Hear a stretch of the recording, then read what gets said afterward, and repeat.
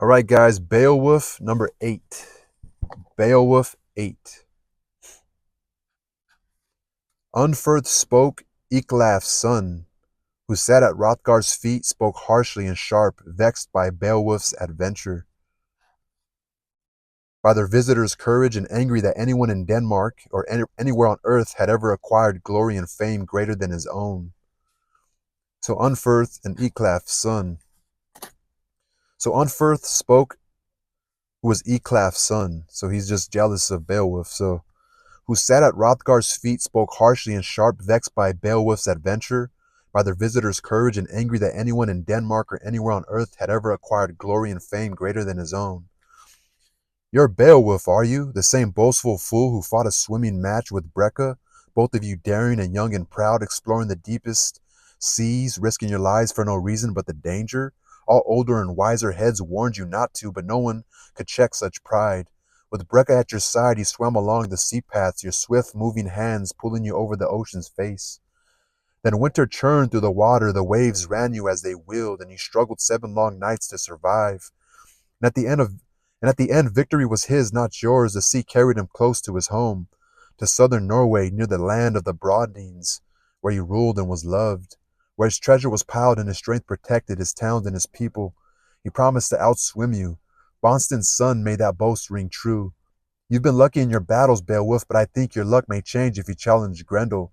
Staying a whole night through in this hall, waiting where that fiercest of demons can find you. So he's talking about pride, right? But no one could check that pride. You are Beowulf. Are you the same boastful fool who fought a swimming match with Breca?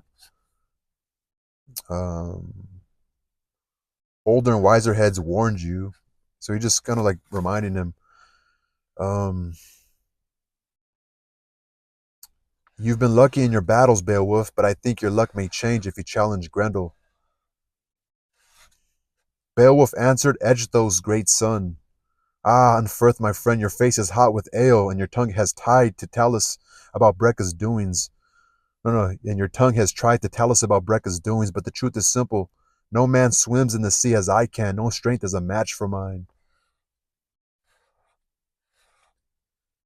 As boys, Breca and I had boasted we were both too young to know better, that we'd risk our lives far out at sea, and so we did. Each of us carried a naked sword, prepared for whales or the swift, sharp teeth and beaks of needlefish.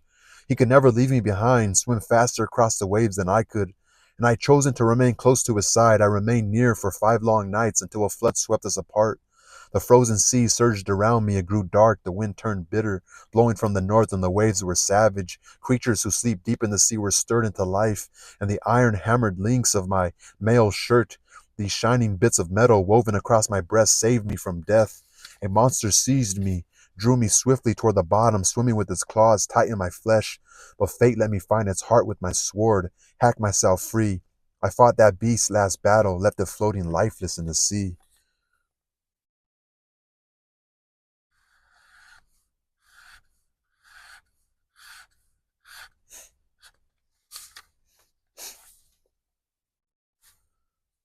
O Ecgtheow, great son, ah, Unferth, my friend, your face is hot with ale.